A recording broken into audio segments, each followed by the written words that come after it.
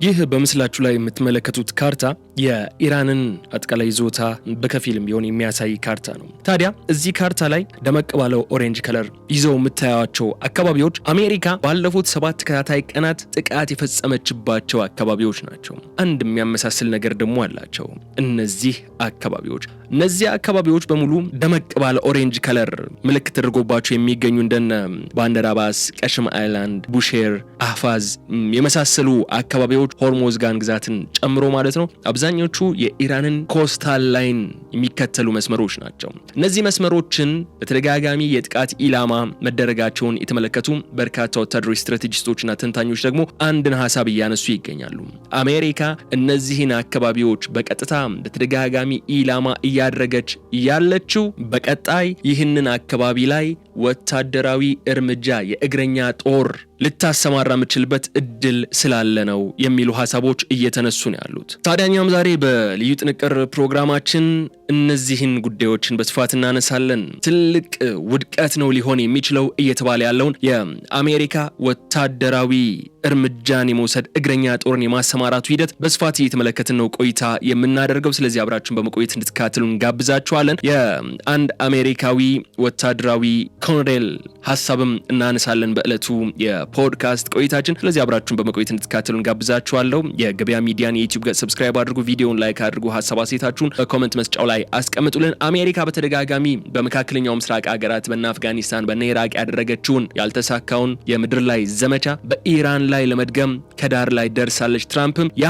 አማራጭ ያ እቅድ አሁንም ጠረጴዛ ላይ ያለ ጉዳይ ስለመሆኑ ማንሳታቸው ደግሞ ምናልባት አሜሪካ እነዚህ አሁን እያደረገቻቸው ያለችውን የኢራንን ወታደራዊ አቅም ለማዳከም ዲግሬድ ለማድረግ ነው እያደረግናቸው ያሉትን የምትላቸውን የአየር ላይ እርምጃዎች ምናልባትም ለቀጣይ ለሚጠበቀው የእግረኛ ወታደር ዘመቻ የሚያመቻቹ ሊሆኑ ይችላሉ ተብለው እየተጠበቀን የሚገኘውና እነሱን ጉዳዮች እያነሳን ነው ቆይታ የምናደርገው። ግን ደግሞ አሜሪካ ይህንን እርምጃ የምትወስድ ከሆነ ከፍተኛ አጣብቂኝ ውስጥና ውድቀት ውስጥ ልገባበት ምችል ሌላ እልቂት የሌለው ጦርነት ውስጥ ልታሳልፍ ምችልበትን እድል ነው ያመቻቸች ያለችው የሚለውን ጉዳይ ነው በስፋት እየተነሳ ያለውና እነሱን ጉዳዮች ነው አጠቃለን እያነሳን ቆይታ ምናደርገው። ስለዚህ አብራችሁን በመቆየት እንድትከታተሉን ጋብዛችኋለሁ። የገበያ ሚዲያን የዩቲዩብ ገጽ እንዳልኳችሁ ሰብስክራይብ ማድረጋችሁ እንዳትዘነጉ፣ ቪዲዮውን ላይክ አድርጉ፣ ሐሳብ አስተያየታችሁንም ኮሜንት መስጫው ላይ አስቀምጡልን። ከተከታታይ አጭር መሸጋገሪያ በኋላ ስንመለስ ዝርዝር ጉዳዮችን እናነሳለን። ይህንን ፕሮግራም ስታዳምጡ ግን ያ መግቢያ ላይ ያሳየዋችሁ ማፕ አለ አይደለ? አሜሪካ በተደጋጋሚ ጥቃት እየፈጸመችበት ያለውንና ከዚህ ቀደም ዩኤኢ ቀሽም አይላንድን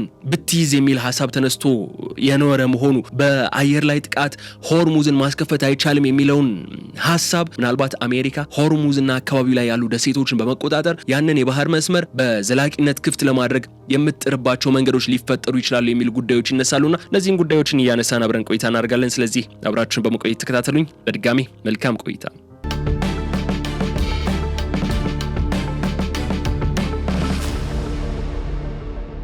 በመካከለኛው ምስራቅ ለሳምንታት ሰፍኖ የነበረው አንጻራዊ ጸጥታና ዲፕሎማሲያዊ ንግግሮች ዙሪያ ተፈጥሮ የነበረው ተስፋ ጭልጭልታው በአንድ ጀንበር ፈርሶ በአሜሪካና በኢራን መካከል ያለው ቀጥተኛ ወታደራዊ ግጭት በአዲስና እጅግ አስፈሪ ምዕራፍ ላይ ደርሷል። በአሁኑ ወቅት ፕሬዚዳንት ዶናልድ ትራምፕ አስተዳደር በኢራን ስልታዊ ወታደራዊ ሴቶች የሚሳኤል ማስወንጨፊያዎችና በሆርሙዝ ወሽመጥ ዙሪያ ባሉ የጦር ይዞቶች ላይ በከፍተኛ ሁኔታ እየተሰነዘረ ያለውን ተከታታይ የአየር ላይ ጥቃት ተራና ጊዜያዊ አጸፋ እርምጃ ለመሆኑ እየተነሳ ነው ያለው። ይልቁንም ይህንን ስትራቴጂ አሜሪካ የእግረኛ ጦሯ ወይም ቡትስ ኦን ዘ ግራውንድ በቀጥታ ወደ ኢራን ዋና ምድር ለማስገባት ታስቦ የሚከናወን በወታደራዊ ሳይንስ አጠራር መሬትን የማመቻቸት ወይም የማዳከም እርምጃ ሻፒንግ ኦፕሬሽን አካል ነው የሚል ጠንካራና ሰማኝ እይታ በዓለም አቀፍ ወታደራዊ ተንታኞች ዘንድ በስፋት ጎልቶ እየታየ ነው የሚገኘው። ዋሽንግተን የኢራንን ይፋዊና አጸፋዊ ምላሽ ከአየር ላይ በመምታት ሙሉ በሙሉ ለማምከንና የምድር ወረራ ጦሯን ከባህር ዳርቻዎች አስጠግታ ለማስገባት የምታደርገው የዝግጅት መሬት ላይ ወዳለው እውነታ ሲተረጎም ግን አሜሪካ በቀላሉ ሊወጥቦት የማይችሉበት ታሪካዊ ቀውስና አደገኛ ወጥመድ ውስጥ የሚከት እርምጃ መሆኑ እየታየ ነው ያለው። አሜሪካ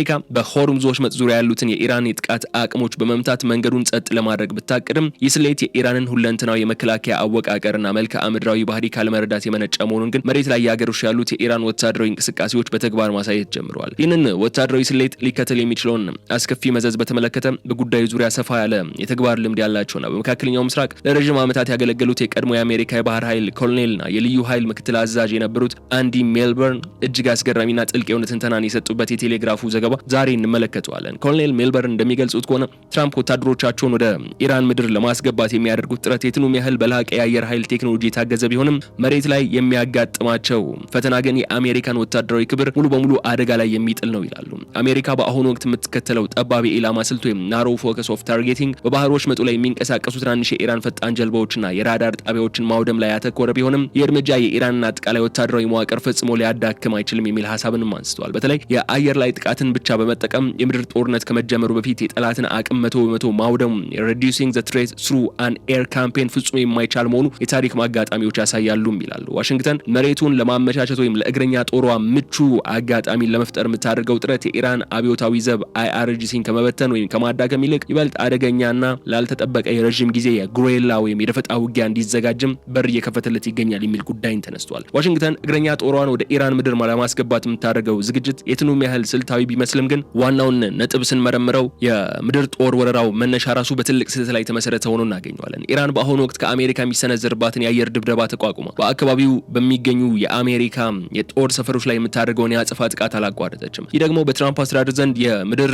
ጦር ወረራ እቅዱን ይበልጥ ውስብስብና አስፈሪ እንዲሆን ያደርገዋል። አሜሪካ በዓለም ላይ ካሉ እጅግ ዘመናዊ ስልታዊ የጦር መሳሪያዎች ባለቤት ብትሆንም የኢራን ምድር ግን ለማንኛውም እግረኛ ጦር ምቹ ያልሆነና እጅግ ሰፊ መልክዓ ምድር ያለው በመሆኑ ይህ የማዳከም እርምጃ አሜሪካውያን ወደ ከፋና ወደማይወጡበት የታሪክ አዙሪት ውስጥ የሚከት ትልቅ ወጥመድ ሆኖ ብቅ ይላል። ፕሬዚደንት ዶናልድ ትራምፕ እግረኛ ጦራቸውን ወደ ኢራን ምድር በቀጥታ ለማስገባት የሚወስዱት ወይም እያጤኑት ነው ተብሎ የሚጠበቀው ቀጣዩ ወሳኙ እርምጃ የኢራን አጠቃላይ ወታደራዊ ምላሽ አቅም በተለይም የባሊስቲክ ሚሳኤልና የሰው አልባ ድሮኖች ክምችትን ከአየር ላይ ሙሉ በሙሉ ማዳከምና መደምሰስ ላይ የተመሰረተ ነው። ይሁን እንጂ በዋናነት ይህ የምድር ላይ ወረራ መደዳድል ለመፍጠር የሚደረገው የአየር ላይ ዘመቻ ውስብስብ ሆኖ ነው እየቀጠለ ያለው። ለአደጋ የተጋለጠና ፍጹም መሬት ላይ ካለው ተጨባጭ ሁኔታ አንጻርም ውሱንነት ያለበት መሆኑን ማየት ግድ ይለናል። የቀድሞ የባህር ኃይል ኮሎኔል አንዲ ሜልበርን በግልጽ እንደሚያስጠነቅቁት ከሆነ አሜሪካና እስራኤል በዓለም ላይ ካሉ ቴክኖሎጂካዊ የበላይነት ካላቸው ሀገራት ተርታ የሚሰለፉ ቢሆንም ከአየር ላይ በሚደረግ የቦምብ ናዳ ብቻ የሆርሙዝን የባህር ስጋት መቀነስም ሆነ የኢራንን የምድር ላይ መከላከያ ግንብ ማፍረስ ፍጹም የማይቻል ወታደራዊ ስትራቴጂካዊ ስህተት ነው ይላሉ። የዚህ አይነቱ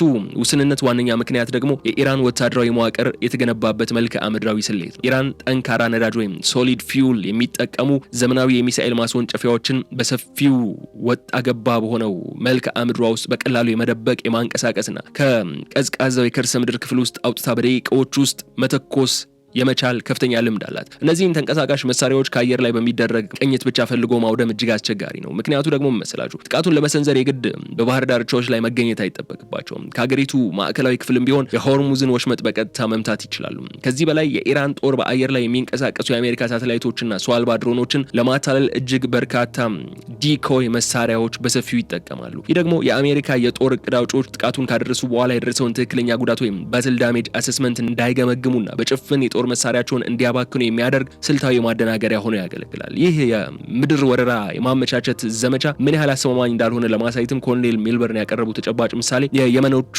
የሁቲዎች ጉዳይ ነው። በአሁኑ ወቅት የዓለም እጅግ የረቀቁና ግዙፍ አቅም ያላቸው ሶስት ወታደራዊ ኃይሎች ማለትም አሜሪካ፣ ታላቋ ብሪታንያና እስራኤል ተባብረው በየመን ላይ ያልተቋረጠ የአየር ድብደባ የፈጸሙበት ጊዜ የነበረ ቢሆንም በቴክኖሎጂ ወደ ኋላ የቀረው የሁቲዎች የድሮን አቅም እንዲሁም የዓለምን የንግድ መስመር የማስተጓጎል አቅም ሙሉ ለሙሉ መግታት ያልቻሉበት ሁኔታ ተፈጥሮ ነበር። ታዲያ የሁቲዎች አቅም ከአየር ላይ ሳይጠፋ ከቀረ ከእነሱ በ10ና በ20 እጥፍ በቴክኖሎጂና በሰው ኃይል የገዘፈችው የኢራን እስላማዊት ሪፐብሊክና አብዮታዊ ዘቧ IRGC አየር ላይ ያዳክማለሁ ማለት ፍጹም የማይታሰብ ስሌት ነው ሲሉ ያስቀምጣሉ።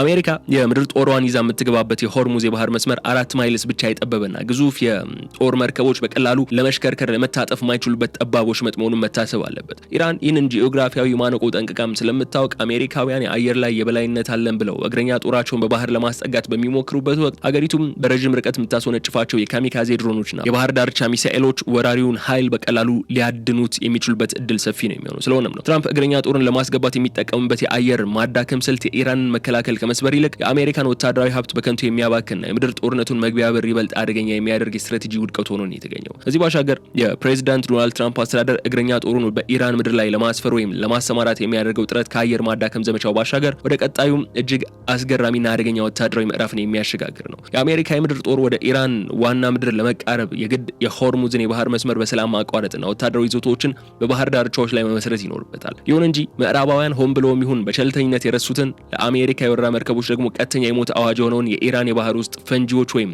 ማይኖችን ስጋትና የአሜሪካ ባህር ኃይል ያለበትን እጅግ አሳሳቢ የቴክኖሎጂ ክፍተት መመልከት ግድ ይለናል። የቀድሞ የባህር ኃይል ኮሎኔል ኤንዲ ሜልበርን እንደሚያረጋግጡት ከሆነ አሜሪካ በሆርሙዝ ላይ የቱንም ያህል ዘመናዊ የጦር መርከቦች ብታከማችም የባህር ውስጥ ፈንጂዎችን የማጽዳት ብቃት ወይም ማይን ሃንቲንግ ካፓቢሊቲ ግን በተቃራኒው እጅግ የከሰመነና ለትልቅ ውድቀት የተጋለጠ ነው ይላሉ። በወታደራዊ ሳይንስ ታሪክ ውስጥ ትልቅ አሻራ ጥሎ ያለፈውና አሁንም ድረስ አሜሪካውያን ያልተማሩት የታሪክ ትምህርት የተመዘገበው እንደ አውሮፓውያን አቆጣጠር በ1988 በተካሄደው ኦፕሬሽን ፕሬይንግ ማንቲስ ተብሎ በሚጠራው ጊዜ ነበር ይላሉ። በወቅቱ ኢራን በሆርሙዞች መጥለያ የባህር ውስጥ ፈንጂዎችን በመቅበር የአሜሪካን ግዙፍ የጦር መርከቦች ከፉኛ ማሰናከል የቻለችበት ጊዜ ነበር። አሜሪካ በወቅቱ የነበራትን የላቀ የማዕድን አዳኝ መሳሪያዎችን በመጠቀም ውጊያውን በበላይነት ብታጠናቅቅም ኢራን ግን የተኛውንም ያህል ግዙፍ የባህር ኃይል ማነቆ ውስጥ መክተት እንደምትችል በተግባር ያስመሰከረችበት አጋጣሚ ነበር።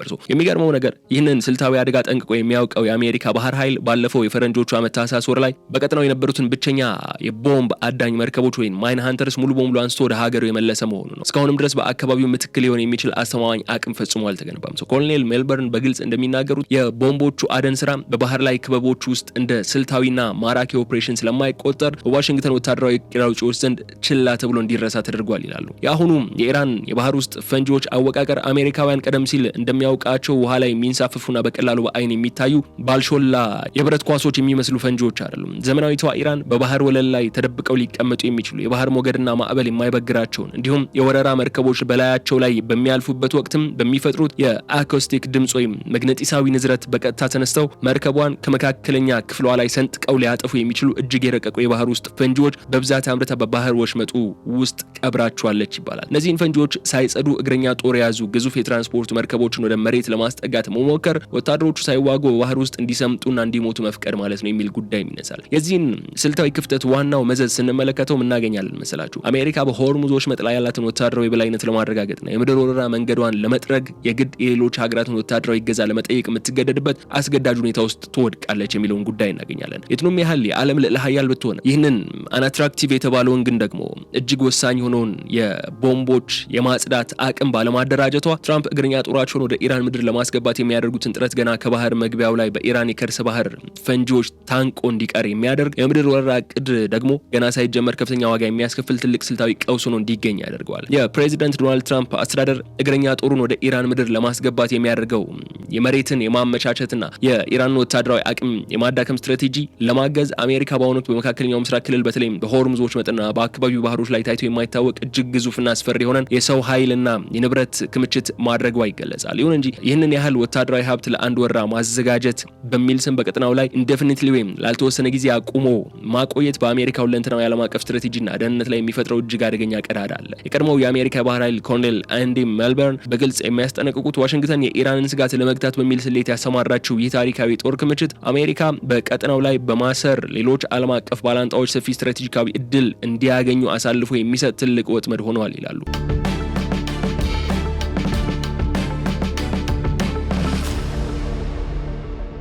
በአሁኑ ወቅት አሜሪካ በሆርሙዝ የባህር ክልል ውስጥ ብቻ ቢያንስ 2 ግዙፍ የአይሮፕላን ተሸካሚ መርከቦች ወይም ኤርክራፍት ካሪየሮች፣ 20 በላይ ጦር መርከቦችን፣ ሰርፌስ ቬዝልስ፣ ስፍር ቁጥር የሌላቸው ተዋጊ ጀቶችና በዓለም ላይ ካሉ የረቀቁ ሰው አልባ ድሮኖች ወይም ዩኤቪ ስብስቦች መካከል አብዛኛውን እዚሁ ቀጠና ውስጥ አጉራ ትገኛለች። የጦር ኃይል ክምችት በአንድ በኩል የአሜሪካን ግዙፍነት የሚያሳይ ቢሆንም በሌላ በኩል ግን ወታደራዊ ስትራቴጂስቶች በከፍተኛ ሁኔታ የሚፈሩት የሀብት መቆለፍ ወይም አሴት ታንክ ዳውን ቀውስ ፈጥሯል የሚለው ነው። ኮሎኔል ሜልበርን የሚሉትም ሁኔታውን ሲያብራሩ ፈጣሪ አያምጣውና በዚህ ሰዓት በሌላ የዓለም ክፍል አዲስ ጦርነት ወይም ቀውስ ቢቀሰቀስ አሜሪካ ልታሰማራ የምትችለው ተጨማሪ ወታደራዊ አቅም ላይኖራት ይችላል ሲሉ ነው ስጋታቸው በግልጽ የሚያስቀምጡት። ይህ ማለት አሜሪካ ያላትን ስትራቴጂካዊ ጦር መሳሪያና የሰው ኃይል በአንድ ቦታ ላይ ስላገተችው ዓለም አቀፋዊ ሚዛኗን ሙሉ በሙሉ አሳጥቷታል የሚል ሀሳብን ያነሳሉ። የዚህ ስልታዊ የመቆለፍ ትልቁ አደጋ በአሁኑ ወቅት በዓለም መድረክ ላይ ካሉት እንደ ቻይናና ሩሲያ ካሉ ለሀያላን ባላንጣዎች ጋር በቀጥታም የተያያዘ ነው። አሜሪካ የምድር ጦሯን ወደ ኢራን ለማስገባት የምታደርገው የረዥም ጊዜ ዝግጅት ሳቢያ በወታደራዊ ሀብቷ እዚህ ቀጠና ውስጥ አቁማ በምትጠብቅበት በዚህ ወሳኝ ወቅት በታይዋን ወሽመጥ ወይም በምስራቅ አውሮፓ አዲስ ወታደራዊ ግጭት ቢፈጠር ዋሽንግተን በሁለት ግንባር የመዋጋት አቅሟ ከፍተኛ የተመታ ይሆናል። የትራምፕ አስተዳደር በኢራን ላይ የሚሰነዘረው ጥቃት ኢራንን ያዳክማል በሚል ስሌት የተጀመረ ቢሆንም በተግባር ግን አሜሪካ በራሷ ፍቃድ እጆቿን በሰንሰለት አስራ በኢራን ባህር ዳርቻ ላይ እንድትቀመጥ ያደረገ፣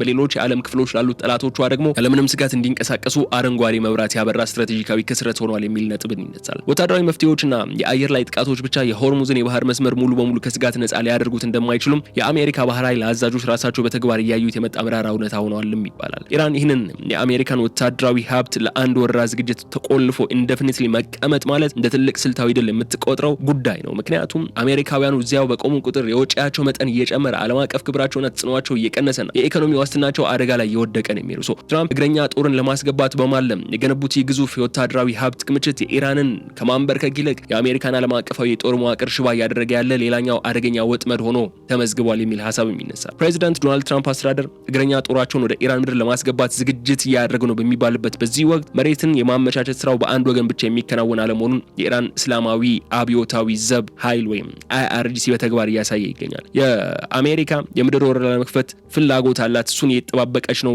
በሚባልበት የዚህ ሰዓት የምትጠቀምበትን የአየር ኃይል መዋቅር የጀርባ አጥንት ለመስበር ኢራን የደፈችውና በተግባር እያዋለችው ያለው አደገኛ ስልታዊ አጸፋ ጥቃት አለ። የቀድሞ የአሜሪካ የባህር ኃይል ኮሎኔል አንዲ ሜልበርን እንዳጋለጹት ከሆነ የኢራን ወታደራዊ ቅዳጮች የአሜሪካን ተዋጊ ጀቶች በአየር ላይ ለመግጠም ከመሞከር ይልቅ ያ የአየር ኃይል እንዳይንቀሳቀስ የሚያደርጉትና በቀላሉ የማይተኩትን ወሳኝና ስልታዊ ንብረቶች ሃይ ቫልዩ ሎው ዴንሲቲ አሴትስ መሬት ላይ መምታት ላይ ያተኮረ እጅግ የረቀቀ ስልትን እየተገበሩ ነው ያሉት። ባለፉት ወራት ውስጥ ኢራን የካሚካዜ ድሮኖችና የረጅም ርቀት ሚሳኤሎች በዮርዳኖስ፣ በሳውዲ አረቢያ በተለይም በፕሪንስ ሱልጣን አየር ማረፊያ፣ በተባበሩት አረብ እምረትና በባህሬን የሚገኙ የአሜሪካ ዋና አየር ኃይል ሰፈሮች በከፍተኛ ሁኔታ ማጥቃት እንችሎ ነበር። የዚህ ስልታዊ ጥቃት ዋነኛ ግብ አሜሪካውያን እንደሚገምቱት የፊት መስመር ተዋጊ አውሮፕላኖችን ማውደም ሳይሆን ይልቁንም የአየር ዘመቻ በዘላቂነት እንዲቀጥልና እግረኛ ጦርን ከአየር ላይ እንዲደገፍ የሚያስችሉትን ወሳኝ የሎጂስቲክስ አቅሞችን ማውደም ነው። ኢራን በትክክለኛ መረጃ ላይ በመመሰረት ያነጣጠረችው በአየር ላይ ነዳጅ መሙያ በሆኑ ግዙፍ የኬሲ 135 ታንከሮች፣ የእዝና የቁጥጥር ማዕከላት ኮማንድ ኤንድ ኮንትሮል አሴትስ እንዲሁም የኢ3 ሴንቹሪ የቅኝት አውሮፕላኖችና ቅድመ ማስጠንቀቂያ ራዳሮች ላይ እንደሆነ ነው የሚነሳው። እነዚህ ወሳኝ መሰረተ ልማቶች በአሜሪካ የጦር መሳሪያ ግምጃ ቤት ውስጥ እንኳን ቁጥራቸው እጅግ ውሱን መሆኑና በቀላሉ የማይተኩ በመሆናቸው በእነሱ ላይ የሚደርስ ጉዳት በአሜሪካ አየር ላይ ዘመቻ ከፍተኛ መስተጓጎልን የመፍጠር አቅም አለው የሚልን እምነት አለ በኢራናውያን። እሱንም ለማሳካት ነው እየሰሩ ያሉት። በወታደራዊ ሳይንስ መሰረት እያንዳንዱ ሰራዊት የራሱን የሆነ የኃይል ማዕከል ወይም ሴንተር ኦፍ ግራቪቲ አለው። ለአሜሪካና ለእስራኤል ጥምር ጦር ይህ የኃይል ማዕከል የተለመደው ዘመናዊ አየር ኃይላቸው ሲሆን እግረኛ ጦር ወደ ጠላት ምድር ከመግባቱ በፊት መንገዱን የማጽዳት ኃላፊነት አለበትም ይባላል። ይሁን እንጂ ይህ ኃይል ማዕከል በራሱ እንዲንቀሳቀስ የሚያስፈልጉት ወሳኝ ቅድመ ሁኔታዎች ወይም ክሪቲካል ሪኳየርመንትስ አሉ። እነዚህም የታንከር መርከቦችና የእዝ ማዕከላት ናቸው። ኢራን እነዚህን ወሳኝ ቅድመ ሁኔታዎች በድሮን ጥቃቶቿ በመምታት የአሜሪካን የኃይል ማዕከል ሙሉ በሙሉ ሽባ ለማድረግ እየሰራች ነው ያለችው። ኮሎኔል ሜልበርን እንደሚያረጋግጡት አሜሪካ በአሁኑ ወቅት በዓለም አቀፍ ደረጃ ካሏት በእነዚህ ወሳኝ የድጋፍ ሰጪ አውሮፕላኖች መካከል ከ50% በላይ የሚሆኑት እዚሁ ቀጠና ውስጥ ያከማቸች ቢሆንም አሁን ግን ሁሉንም ለኢራን ድሮን ጥቃት በቀላሉ የሚጋለጡበት እድልን ተፈጥሯል ይላሉ። የዚህ አይነቱ ስልታዊ መመታት ዋና መዘዝ ከተመለከትን ደግሞ ትራምፕ እግረኛ ጦራቸውን ለማስገባት የሚያደርጉት ዝግጅት ገና ሳይጀመር የአቅም መመናመን ወይም አትሪሽን ቀውስ ውስጥ ይገባዋል። አሜሪካ የትኑም ያህል ዘመናዊ F-35 ጄቶች ቢኖሯትም በአየር ላይ ነዳጅ የሚሞላላቸው ታንከርና መረጃ የሚሰጣቸው የእዝ ማዕከል ሴንተር ኦፍ ግራቪቲ መሬት ላይ ከሌለ ወይም በኢራን ድሮን ከተመታ ጀቶቹ ከበረራው ክልል ውጪ ቆመው ከመመልከት ውጪ አማራጭ አይኖራቸውም። ይህ ማለት ኢራን አሜሪካ እግረኛ ጦሯን ይዟ እንድትገባ የተመቻቸ መሬት እንዳታገኝ ለማድረግ የጦርነቱን የጀርባ አጥንት ቀድማ ለመስበር ነው እየሞከረች ያለች። ይህ የምድር ወረራ ለማድረግ የታለመው የማዳከም እርምጃ በኢራን ስልታዊና ያልተጠበቀ የአጸፋ ጥቃቶች የአሜሪካ ወታደራዊ ዕቅድ ገና ሳይጀመር እየተጨናገፈ ያለ እንዲሆን ያደረገ ሌላኛው እጅግ አስገራሚው ስልታዊ ቀውስ ሆኖ ተመዝግቧል።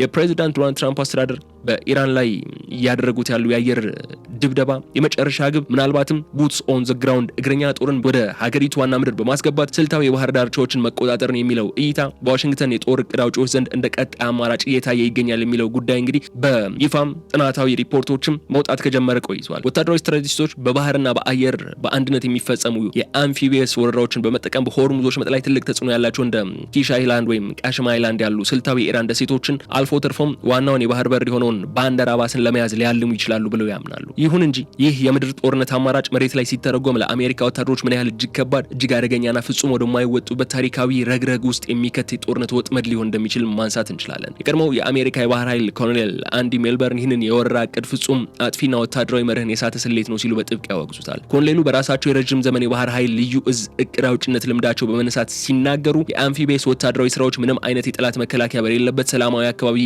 እንኳ ሳይቀር እጅግ ከፍተኛ አደጋ ያለባቸው ሃይ ሪስክ ኦፕሬሽኖችና በቀላሉ ለስህተት የተጋለጡ ናቸው ይሏቸዋል። ትራምፕ የጦር መርከቦቻቸውን በባህር ውስጥ ከሚገኙ ፈንጂዎች ለመጠበቅ ሲሉ በረዥም ርቀት ሄሊኮፕተሮች የታገዘ የአየር ወለድ ወረራ ወይም ሎንግ ሬንጅ ሄልቦርን ኢንሰርሽን ለምሳሌ ከጎረቤት ሀገር ኦማን በመነሳት ወታደሮችን በኢራን ምድር ላይ ለማስፈር ቢሞክሩ እንኳን ወዲያውኑ ቀጣዩና እጅግ አስከፊ የሎጂስቲክስ ቀውስ ይፈጠራል ይላሉ። ወታደሮቹም መሬት ላይ ማስፈር አንድ ነገር ነው፣ እነዚያን ወታደሮች በምግብ፣ በነዳጅ፣ በትጥቅና በሕክምና መሳሪያዎች በዘላቂነት መደገፍ የሚችል አስተማማኝ የሎጂስቲክስ መስመር መዘርጋት ግን ፍጹም የማይቻል ፈተና ነው ሲሉ ያነሳሉ። የአሜሪካ እግረኛ ጦር አንድ የኢራን መሬት ወይም ስልታዊ ደሴቶችን ረግጦ ለተወሰነ ጊዜ እዚያ ለመቆየት በሚሞክሩበት ቅጽበት ራሱን በኢራን ምድር ላይ ለሚገኙ የረጅም ርቀት ሚሳኤሎችና ድሮኖች በቀላሉ የሚመታ ቋሚ ኢላማ ወይም ሎክድ ቱ ቴሪን አድርጎ አሳልፎ ይሰጣል። በዋሽንግተን የሚገኙ አንዳንድ ወታደራዊ ዕቅድ አውጪዎችም ወታደሮችን ወደ ኬሽ ደሴት በማስገባት የኢራን ነዳጅ እንዲሁም ወታደራዊ መሰረተ ልማት ማውደም ይቻላል ብለው ያምናሉ። ይህ እርምጃ ያለው ስልታዊ ጥቅም እጅግ ውሱንና ከሚከፈለው መስዋዕትነት ጋር ግን ፈጽሞ የማይመጣጠን ስለመሆኑ ያነሳሉ። ሌላው ቀርቶ አንዳንድ የአርሚው አባላት ወይም መኮንኖች እንደሚያስቡት መላውን የኢራን የባህር ዳርቻ መስመር መቆጣጠር ቢቻል እንኳን የኢራን እስላማዊ አብዮታዊ ዘብ IRGC ከተራራማና ወጣ ገባ ከሆነው የሀገሪቱ የውስጥ መሬቶች በስተጀርባ ሆኖ ስፍር ቁጥር የሌላቸው የሚሳኤል ናዳዎችን በአሜሪካ ወታደሮች ጦር ራስ ላይ ለማዘም የሚችልበትን ስልታዊ እድል ፈጽሞ ማጥፋት አይቻልም የሚል ሐሳብን ያነሳሉ። የዚህን የምድር ጦርነት ስሌት ዋና መዘዝ ከተመለከትን ደግሞ ትራምፕ ወታደሮቻቸውን ወደ ኢራን ምድር ለማስገባት የሚወስዱት ማንኛውም የምድር ላይ እርምጃ የአሜሪካን እጅግ ውድ ወታደራዊ አቅም በቀጥታ ለኢራን አዛዦች አሳልፎ መስጠት ማለት ነው የሚለው። የኢራን ወታደራዊ መሪዎች አሜሪካውያን የምድር ጦር ይዘው ወደ ምድራቸው እስኪመጡ ድረስ በትዕግስት የሚጠብቁት በትክክል ለዚህ ወሳኝ አጋጣሚ ነው። ምክንያቱ የአየር ላይ ተዋጊ ጀቶችን መግጠም ባይችሉ እንኳን መሬት ላይ የወረደውና የተቆለፈውን የአሜሪካን እግረኛ ጦር ግን በቀላሉ መደምሰስ የሚችሉ ስለመሆናቸው እምነት አላቸው። ትራምፕ ወታደሮቻቸውን ወደ ኢራን ለማስገባት የሚያደርጉት ይህ የምድር ጦርነት ሙከራ የሆርሙዝን የባህር መስመር ከመክፈት ይልቅ አሜሪካውያንን በጠላት ምድር ላይ አስሮ ለከፍተኛ ረግረግ ለአደጋ ጋልጦ አሳልፎ የሰጠም የጦርነቱንም የፖለቲካ ግብ ሙሉ በሙሉ ያጨናገፈ ትልቅ ስልታዊ ውድቀት ሆኖ ነው ሊመዘገብ የሚችለው። የፕሬዚዳንት ዶናልድ ትራምፕ አስተዳደር እግረኛ ጦራቸውን ወደ ኢራን ዋና ምድር ለማስገባት የሚያደርጉት ወታደራዊ ዝግጅት መሬት ላይ ከሚገጥሙት ስልታዊና ቴክኖሎጂካዊ ማነቆች ባሻገር ይበልጥ አስደናቂ ተጽዕኖ ፈጣሪ ወደሆነው የዋሽንግተን የውስጥ ፖለቲካ አደባባይ የሚሻገር ነው። የወታደራዊ ስትራቴጂ ሳይንስ የሚያሳየን የሚያስተምረን ማንኛውም የጦርነት እቅድ ስኬታማ ሊሆን የሚችለው ከጀርባው ጠንካራ የማይናወጥ የህዝብ እንዲሁም የፖለቲካ ድጋፍ ሲኖረው ብቻ ነው። ይሁን እንጂ የትራምፕ ወታደሮቻቸውን ወደ ኢራን ለማስገባት የሚወስዱት እርምጃ በአሜሪካ የውስጥ ፖለቲካዊ ዶሜስቲክ ፖለቲክስ ላይ ሊያስከትል የሚችለውን እጅግ ከፍተኛ ማህበራዊ ቀውስና ያ እርምጃ በዋሽንግተን የስልጣን ኮሪደር ውስጥ ያለውን ፍጹም ተቀባይነት ማጣትም የሚያሳይ ነው። የቀድሞው የባህር ኃይል ኮሎኔል አንዲ ሜልበርን በግልጽ እንደሚያስጠነቅቁት የአሜሪካ ህዝብ ልጆቹ በሩቅ ምስራቅ ምድር ላይ ደማቸውን ሲያፈሱ ለማየት ፍጹም ዝግጁ አይደለም፣ ከዚህ ቀደሙ በቅቶታል የሚል ጉዳይ ያነሳሉ። በአሁኑ ወቅት በአሜሪካ ማህበረሰብ ዘንድ ያለውን ወታደራዊ ስነ ልቦና ቀደም ሲል ከነበሩት 10 ዓመታት ፍጹም የተለየ ነው። የአሜሪካ ህዝብና የኮንግረስ አባላት በመካከለኛው ምስራቅ ሀገራት የሚደረጉና የአሜሪካውያንን ህይወት አደጋ ላይ የማይጥሉ የረጅም ርቀትና የአየር ድብደባዎችን የድሮን ጥቃቶችን በዝምታ ሊያልፏቸው ወይም ፖለቲካዊ ምክንያት ሊደግፏቸው ይችላሉ። ይሁን እንጂ የምድር ጦርነት ተጀምሮ የአሜሪካውያን እግረኛ ጦር መሬት ሲረግጥና የመጀመሪያዎቹ የወታደሮቹ አስክሬኖች በባንዲራ ተሸፍነው ወደ ሀገር ቤት መመለስ ሲጀምሩ የህዝቡ አስተያየትና ፍላጎት በአንድ ጀንበር ፍጹም ወደ ተቃውሞ ስለመቀየር የሚያጠራጥራል። ኮሎኔል ሜልበርን ሁኔታውን ሲያብራሩ አሜሪካ በአሁኑ ወቅት የውዴታ ግዴታ ወታደራዊ ምልመላ ወይም ኮንስክሪፕሽን ማትጠቀምና በፈቃደኝነት ላይ የተመሰረተ ሰራዊት ያላት መሆኑ የእግረኛ ጦር መሞት በሰራዊቱ ሞራልና በአጠቃላይ በማህበረሰቡ ላይ የሚፈጠረው ስብራት ልክ እንደ ቪየትናም ጦርነት የሀገሪቱን የውስጥ አንድነት የሚበትን አደገኛ መጋዝ ነው ይላሉ። ከዚህ የማህበራዊ ቀውስ በተጨማሪ ከትራምፕ አስተዳደር ጀርባ የሚገኘው ትልቁ የፖለቲካ ስጋት እየመጣ ያለው የወቅቱ የአጋማሽ ዘመን ምርጫ ወይም ሚድ ተርም ኢሌክሽን ነው። በዋሽንግተን ያሉ የፖለቲካ መሪዎችና የሪፐብሊካን ፓርቲ ስትራቴጂስቶች ጠንቅቀው እንደሚያውቁት የምድር ጦርነት መጀመር ወዲያውኑ በዓለም አቀፍ ደረጃ የነዳጅ ዋጋ በከፍተኛ ሁኔታ እንዲንር ያደርጋል። በአሜሪካ የውስጥ ገበያ ላይም የነዳጅ ዋጋ መጨመርና የዋጋ ግሽበት መከሰት የትኛውም ስልጣን ላይ ያለ ፓርቲ በቀጥታ ከስልጣን ሊያስወርድ የሚችል ነው የሚሆነው። የህዝብን የመግዛት አቅም በማዳከም ምርጫን በከፍተኛ ልዩነት እንዲሸነፉ የሚያደርግ ያህልም የፖለቲካ ክስረትን ሊያመጣ የሚችል ነው። ትራምፕ ወታደራዊ በላይነታቸውን ለማሳየት ቢፈልጉ እንኳን የገዛ ፓርቲያቸው አባላት ሳይቀሩ ስልጣናቸውን ላለማጣት ሲሉ የምድር ወረራውን እቅድ በጽኑ ለመቃወም ይገደዳሉ።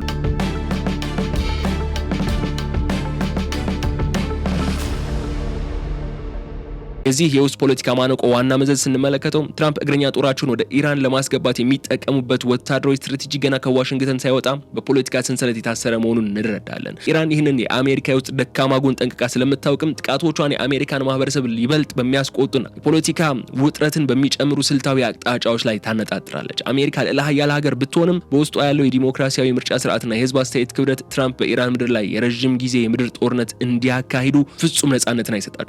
ወታደሮችን ወደ ኢራን ለማስገባት የታቀደው የማዳከም እርምጃ መሬት ላይ ካለው ፈተና ባሻገር በአሜሪካ የቤት ውስጥ ፖለቲካና ምርጫ ስሌት ምክንያት ዋሽንግተን ወደ ከፋ የውስጥ ቀውስም የሚከት ትልቅ ስልታዊ ወጥመድ ሆኖ ነው የሚገኘው። የፕሬዚዳንት ትራምፕ አስተዳደር እግረኛ ጦሩን ወደ ኢራን ምድር ለማስገባት የሚያደርገው ወታደራዊ ስሌት በአሜሪካ የጦር እቅድ አውጪዎች ዘንድም ሌላ አንድ ትልቅና የተለመደ የታሪክ ስህተትን የያዘ ነው። ዋሽንግተን እንደ 1991 የባህር ወሽመጥ ጦርነት ወይም እንደ አውሮፓውያን አቆጣጠር 2003 የኢራቅ ወረራ ሁሉ የኢራን ማዕከላዊ እዝና የቁጥጥር ማዕከላት ኮማንድ ኤንድ ኮንትሮል ሴንተርስ የቴሌኮሙኒኬሽን መዋቅሮችና በቴህራን የሚገኘውን ወታደራዊ መሪዎች ዋና መስሪያ ቤት ከአየር ላይ በቦምብ ናዳ በመምታት መላውን የጠላት ጦር መበተንና የምድር ወረራውን ማቅለል እንደሚቻል ያስባሉ። ይሁን እንጂ ይህ አይነቱ ማዕከላዊ ስልት ወይም ሴንትራላይዝድ ኮማንድ በዘመናዊቷ ኢራን ላይ ፍጹም የማይሰራ መሆኑን ሀገሪቱ የአሜሪካን ወራሪ እግረኛ ጦር ለመቅበር የነደፈችው የሞዛይክ ዶክትሪን የተሰኘው አስፈሪ ወታደራዊ ስትራቴጂን መመልከት እንችላለን። የቀድሞው የአሜሪካ የባህር ኃይል ኮሎኔል አንዲ ሜልበርን መሬት ላይ ያለውን ወታደራዊ ሳይንስ እውነታ ሲያብራሩ ኢራን ላለፉት 20 ዓመታት የአሜሪካን የጦርነት ስልት በጥልቀት ስታጠና መቆየቷን ይናገራሉ። የኢራን ወታደራዊ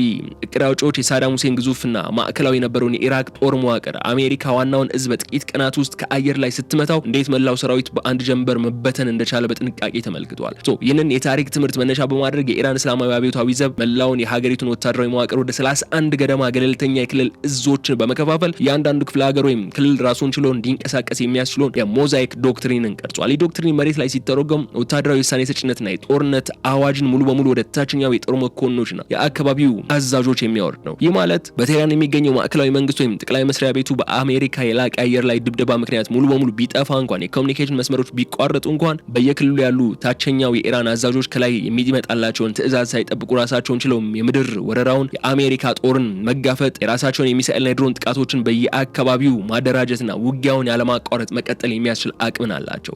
ይህ አሜሪካ ከአየር ላይ መታ የጠላትን ሰራዊት በአንድ ጊዜ ሽባ ልታደርግ የምችለውን አንድ ወጥ የሆነ ወታደራዊ ማዕከል እንዳይኖር ያደርገዋል። የዚህ የሞዛይክ ዶክትሪን ዋና መዘዝ ስንመለከተው ደግሞ ትራምፕ እግረኛ ጦራቸውን ወደ ኢራን ምድር ለማስገባት በሚሞክሩበት ወቅት የሚገጥማቸው አንድ ወጥ የሆነ የተደራጀ ሰራዊት ሳይሆን በመቶዎች የሚቆጠሩና ራሳቸውን ችለው የሚንቀሳቀሱ የጉሬላ ወይም የደፈጣ ተዋጊ ኃይሎች ነው። አሜሪካውያን የአየር ላይ የበላይነት አግኝተው በማዕከላዊ እዙ አጥፍተናል ብለው በኩራት መሬት በረገጡ ማግስት በየተራራውና በየሸለቆው የተደበቁት እነዚህ ገለልተኛ የክልል ኃይሎች ከየአቅጣጫው የተደራረበ የሚሳኤልና የፈንጂ ወጥመዶችን ይዘው ነው የሚጠብቋቸው። ይህ ያልተማከለ አመራር ወይም ዲሴንትራላይዝድ ኮማንድ ለአሜሪካ የምድር ጦር እቅድ ፍጹም ግዠት የሆነና የወረራ እቅድ መቼና እንዴት ሊያልቅ እንደሚችል ለመገመት የማይቻልበትን ስልታዊ ምስቅልቅልን የሚፈጥር ነው የሚሆነው።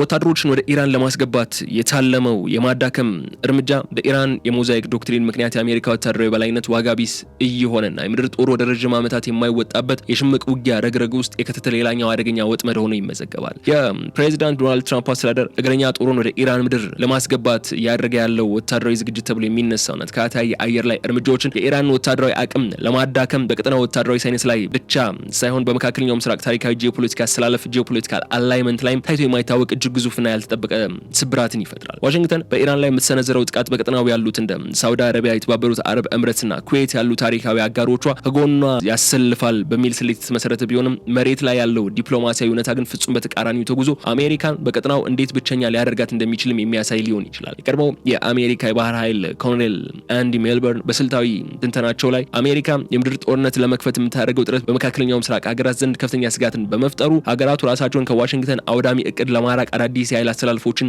እንዲፈጥሩ አስገድዷቸዋል ይላሉ።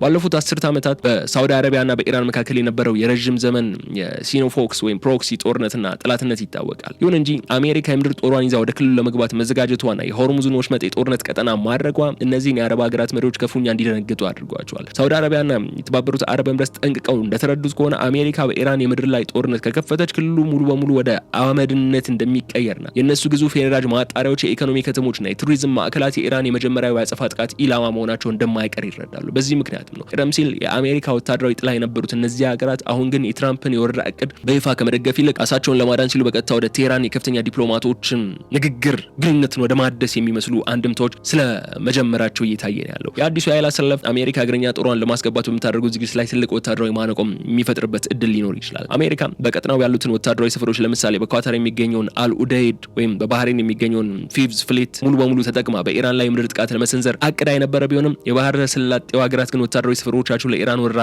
ማስፈጸሚያነት እንዳይውሉና የአሜሪካ ጦር ከነሱ ምድር ተነስቶ ጥቃት እንዳይሰነዝር ስልታዊ ክልከላዎች ሊያደርጉ የሚችሉባቸው አጋጣሚዎች ሊፈጠሩ ይችላሉ። ማለት አሜሪካ የቱንም ያህል የጦር መሳሪያ ቢኖራትም መሬት ላይ የሚደግፏትና የወረራ መነሻ የሚሆኗት አስተማማኝ ቀጠናዊ አጋሮች ምታጣ ከሆነ ስልታዊ በሆነ መንገድ ተነጥላ እንድትቀር ትደረጋለች። የዚህ ዲፕሎማሲያዊ ስብራት ዋና መዘዝ ሊሆን የሚችለውን ስንመለከተው ደግሞ ትራምፕ ወታደሮቻቸውን ወደ ኢራን ለማስገባት የነደፉት ስትራቴጂ ኢራን በዓለም አቀፍ ደረጃ ለማግለል ታስቦ የነበረ ቢሆንም በተግባር ግን ያንን ላያመጣ የሚችል ቀውሱ የጎዳቸው ሀገራት ራሳቸውን ከጦርነቱ ሊያገሉ የሚችሉበት ሁኔታን ሊፈጠር ይችላል። ኢራን ይህን የአሜሪካን ዲፕሎማሲያዊ ሁኔታ እንደ ትልቅ ስልታዊ ድልን በመጠቀም ከአረብ ሀገራት ጋር ያላትን የደህንነትና የኢኮኖሚ ስምምነቶችን ይበልጥ ለማጠናከር ትጥራለች። አሜሪካ የምድር ጦርነቱ መግቢያ በር ለማመቻቸት የምታደርገው እያንዳንዱ ወታደራዊ እንቅስቃሴ የባህረ ሰላጤውን ሀገራት ይበልጥ ወደ ኢራንና ወደ ቻይና፣ ሩሲያ ዲፕሎማሲያዊ ጥራ ስር እንዲጠጉ ሊያደርግን ይችላል። ለምን አሜሪካ የአየር ክልላቸው በምድራቸው ያሉ የጦር ሰፈሮችን በመጠቀም በኢራን ላይ ጥቃት ከፈጸመች በኋላ ለኢራን አጸፋ እየጠበቀቻቸው አይደለም፣ የጥቃት ኢላማ ነው እያደረገቻቸው ያለችው።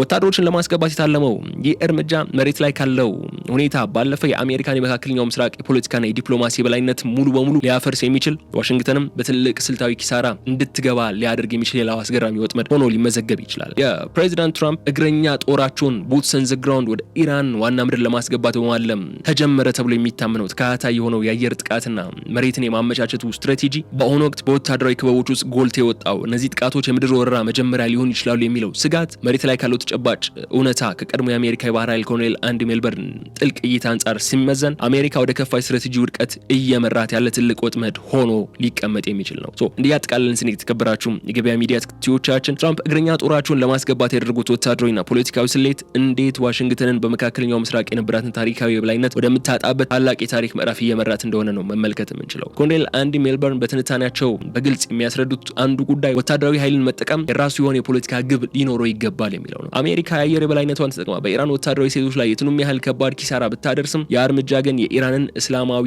አብዮታዊ ዘብ ወይም IRGC መሬት ላይ ከማንበርከክ ይልቅ ይበልጥ እንዲጠናከር ነው። በተበታተነ የሞዛይክ ዶክትሪን መዋቅሩ አማካኝነት ለአሜሪካ እግረኛ ጦር የማይበገር ሆኖ እንዲቀመጥ አድርጎታል። አሜሪካ የምድር ጦሯን ይዛ ለመግባት የገነባችው ግዙፍ ወታደራዊ ሀብት በሆርሙዝ ወሽመጥ ላይ ኢንዴፊኒትሊ ወይም ላልተወሰነ ጊዜ ተቆልፎ መቅረቱ ዋሽንግተን በዓለም መድረክ ላይ ያላትን ስልታዊ ተለዋዋጭነት ሙሉ በሙሉ እንድታጣ የሚያደርጋት ነው። ይህ ደግሞ በታይዋን ወሽመጥ ወይም በምስራቅ አውሮፓ ለሚገኙ እንደ ቻይናና ሩሲያ ላሉ ታሪካዊ ባላንጣዎቿ ታላቅ ስልታዊ ስጦታን ይሆንላቸው። ትራምፕ ወታደሮቻቸውን ወደ ኢራን ለማስገባት እያደረጉት አለ ተብሎ የሚታመነው ስልታዊ ዝግጅት በታሪክም ትልቅ ስህተት የሚመጣበት ሆኖ ሊቀመጥ የሚችል ነው። አሜሪካውያን የምድር ጦርነት ለመክፈት ተቃርበዋል መባሉ በቀጠናው የፈጠረው ከፍተኛ ድንጋጤ የባህረ ሰላጤው አረብ ሀገራት ራሳቸውን ከዋሽንግተን አውዳሚ እቅድ ለማራቅና ከቴህራን አዲስ ዲፕሎማሲያዊ ግንኙነት ለመመስረት ይፈልጋሉ መባሉ አሜሪካ በቀጠናው የነበራትን ወታደራዊ ሰፈሮች ለኢራን ወራን እንዳትጠቀም ቀጠናዊ እገዳዎች ሊጣሉ የሚችሉበት ዋሽንግተን የቱንም ያህል ዘመናዊ ቴክኖሎጂ ቢኖራት መሬት ላይ ያለ ቀጠናዊ አጋር የምድር ጦርነት ማካሄድ የማትችልበት ሁኔታ በተግባር አሳይቷል። በዋሽንግተን የውስጥ ፖለቲካ ላይ ሊመጣ ያለው የአጋማሽ ዘመን ምርጫና የአሜሪካውያን ደም በውጭ